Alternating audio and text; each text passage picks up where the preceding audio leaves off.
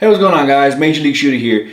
Today I actually want to do an unboxing video of the newest pistol in my collection. This is actually a Glock 34. It's nothing special. More, to be honest, everybody knows what goes in a Glock pistol when it's being unboxed and everything. So all I want to do is basically just show it to you. Plans for the future and everything like that. I have everything already on the table, so let's just take it over to the table and see what it's got going for it. Alright, so like I said before, guys, this is the Glock 34.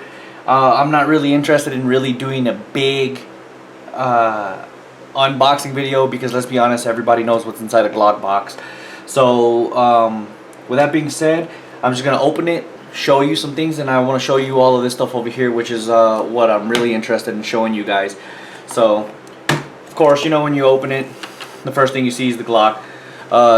Little note, by the way, this base pad, I swapped it out, but it does come factory like this, which is your basic Glock magazine.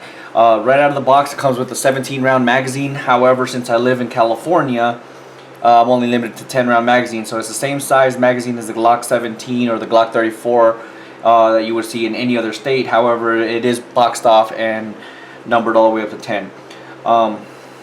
So it does come with two magazines. One of them is inserted, the other one was outside, like as you saw. Let me safety check really quick. Nothing, no magazine, nothing in there. Okay, pull the trigger, save direction. So yeah, I don't know if you guys can tell, but it does come with an extended, right out of the box, it comes with the extended slide catch, which makes it very easy to actuate and release the slide catch. It also has an extended magazine release button, which is awesome. It does come with the rail. Basically, the Glock 34 is essentially a Glock 17 frame with a longer slide, which because of that reason, it is very popular amongst competition shooters, because it gives you a longer sight radius, making it a little bit more accurate. Not to mention, it is chambered in the 9mm, so you'll get very minimal muzzle flip, especially with the fact that it's a little bit heavier in the front. I have shot it today. I mean, I have shot it yesterday, and I haven't. To be honest, it's probably still dirty because I haven't cleaned it yet. I haven't had time. But the Glock 34 does have a little bit of a bevel on the inside right here. Probably can't see it. Oh, there you go, a little bit, but it is beveled a little bit, making it kind of easy to, you know, insert a magazine. But of course, it's not optimal for competition. If you want to, you know, start shooting competition, it's probably better to get a magwell. This is a great, you know, pistol, man. To be honest, it even has this little cutout on top to, you know, reduce weight, and I like to think that it cools down the barrel a little bit because it's exposed to the elements a little bit more. But it doesn't say that anywhere in the rule book or in the owner's manual or nothing like that. These Glock sights are terrible. To be honest, I don't like Glock sights, period.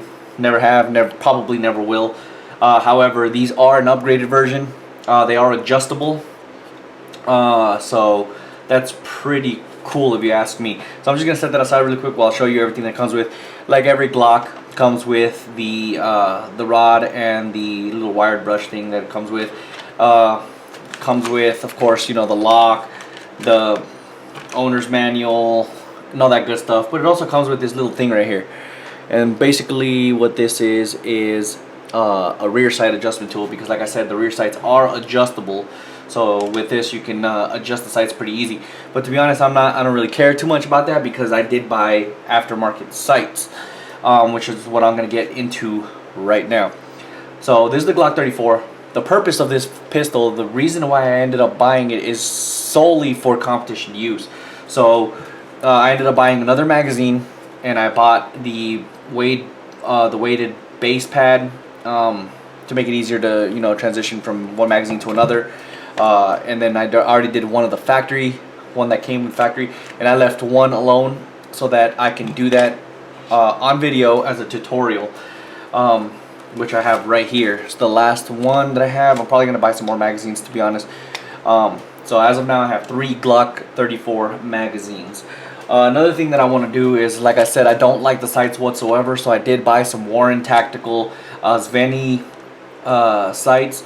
I don't like, I've shot fiber optics before and everything like that. I just never shot out in the desert or out in the elements. Every single time I've ever shot fiber optics, for some reason, it's always been indoors or in a city type environment. And I'm not talking about like, you know, drive-bys or nothing like that, but like a range that's pretty much around the city area, so it's not really too much of a desert type thing. So I'm kind of like stuck between a hard place and a rock, and I don't know exactly which ones I want to use, whether to be the red or the green. So if you guys have any insight on that, on what you guys think it'll be better, that my eye would, I know it's probably gonna be like just my eye, whatever my personal eye catches better, but I do want to hear your input. What you guys think would probably be better for out in the desert, the red or the green fiber optic. So, but yeah, these sights are all blacked out in the front, and of course the fiber optic in the front. So it really makes it easy to for your eye to catch that sight. So I'm actually pretty excited to throw these on. So that's that. Something else that I am doing, I do have the safety plunger. I don't know if you guys can see it right there. It is pretty rounded on the top. It's actually pretty cool. I mean, I'll try to show you guys, but I doubt you guys will be able to see it. On the factory plunger, that is this thing right in here. That thing right there. The problem with it is that it's flat and it kind of curves a little bit. So because of that, it does give you like a little creep in the trigger. So it's not as smooth as it possibly could be. And yeah, this firearm was dirty. I apologize, guys. I need to clean this today. But it does make it a little bit, you know, creepish, I guess you could say, in the trigger. But it's not terrible. It's not bad. This trigger is not bad. I think it's rated at like a 3.5 or a 4.5 pound trigger, something like that. I think it's like a 4.5 inch pound trigger. So this will help a little bit, not necessarily on making it lighter, but making it smoother. So I'm kind of excited to put this on there. So that's something I'm going to be doing. I did have a backplate. This is my Glock 19 factory backplate. It was a 3%er one. But I ended up buying a different one, more competition friendly, I guess you could say, make it easier to rack a slide back. I think it has a big thing to do with aesthetics, to be honest, more than its actual functionality, in my opinion. But I bought one of those nonetheless, and I'll show you guys later. I don't have it here yet, but so I ended up putting the one that came in here with my Glock 19. I'm just gonna put a different one for my Glock 34. So I did get, as I said earlier, a little bit ago, a magwell. So I am going with the black and blue, if you haven't noticed. Basically it's gonna look something like this. Well, it's should look kind of like that. I mean, it's obviously just kind of thrown on there, but should look really good. I can't wait to actually put everything on here. The reason why I haven't done it yet is because I want to do a series for you guys on my Glock 34 build, which essentially I'm going to install everything one piece at a time. Some videos are going to be longer than others. Some of them are really going to be short, but for example, like the guide rod, spring, and guide rod itself. This is the 13-pound guide rod, spring, and guide rod. So it should be very good for competition reasons. So that obviously is not going to take very long of a video to do. Obviously, you know, the heavier or the lighter guide rod spring should help with you know, reduce some of your muzzle. I mean your recoil. It does have an extended magazine release already. However, for aesthetics reasons and stuff like that, I did get an extended one that has the face of it right in the front. It's blue, so like I said, I am going with the black and blue type of theme. So this is literally, you know, mainly for aesthetics. It's not gonna make too much of a difference from factory, since the factory does have the extended magazine already. I did buy these two things from Zev Industries, I mean Zev Technologies as well, which is the connector. Should reduce it to about a 3.5 pound, so it should be really good. I'm excited to put this on there because I don't have to do any trigger work necessarily. I will eventually upgrade the trigger, but as of now the trigger's really good. But I did buy the connector to reduce it to about 3.5 pounds. Alongside with that, I did buy the race basically springs, which is, it does come with the striker spring. This one over here is the connector spring, and then the little, I mean, you could probably not going to be able to see it, but there's a really tiny little one in here. I don't want to open it because, to be honest, I'm kind of scared I'm going to lose it, but it's for the safety plunger. The safety plunger does come with its own little spring in here, but it's not going to be that great.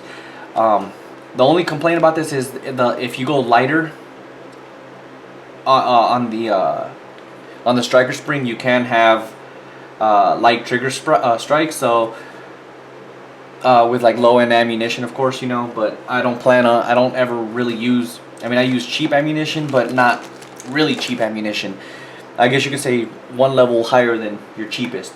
But I think, well, before I get to that, as far as grips, I did buy almost about $400 worth of stuff, aftermarket parts for my Glock, and I'm not done yet, to be honest. So as far as grips go, I don't like the Glock 34 Gen 3 feel to it. I mean, it doesn't feel bad necessarily, but it doesn't.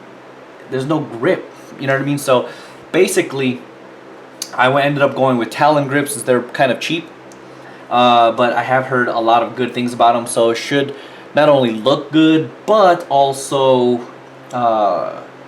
it should actually work as well, just fine. So we'll see how this works. If I don't like it, I'm just gonna go for a stipple job. I'm eventually gonna do a stipple job anyways, so I'm gonna hold off on that for now temporarily. But for now, I'm just gonna go with some Talon grips. But this right here is my pride and joy on this pistol so far. It is my match grade barrel for the Glock 34, made by KKM Precision. Now this is a really cool looking barrel, guys. Like, I love it. It's like, you know, crown in the front and everything, so it looks really good. It's supposed to, you know, hold the cartridges a lot easier, a lot better. It's supposed to be improve the accuracy of the rounds as well. So we'll see. So two things, guys, that I would like from you guys as far as feedback goes. One, as I said before, what do you guys think would be better for desert shooting, the red fiber optic or the green fiber optic? And the second thing, since I am going to do a series, some videos are going to be longer than others. Some are going to be really short, but the other thing I want you guys to do, comment down below, is which video you want to see first. Do you want to see me install sights first, the magwell, the magazine base pad? I mean, you name it, I can do it all. Glocks are really, like, I can take it all the way up to the bare bones. It's really easy to do. So comment down below to see what you want me to do. And yeah, but really quick before I let you go, I want to let you guys know where I bought the majority of the stuff. I got it from the Glock store. So yeah, they have tons of stuff for Glock. So if you have a Glock and you want to upgrade your pistol for on whatever, you know, just go to the Glock store. I'm not getting paid by them or nothing, but I do like the store. They have a lot of great stuff there. So with that being said, that does it for this video. Comment down below on those two things, and until next time, guys,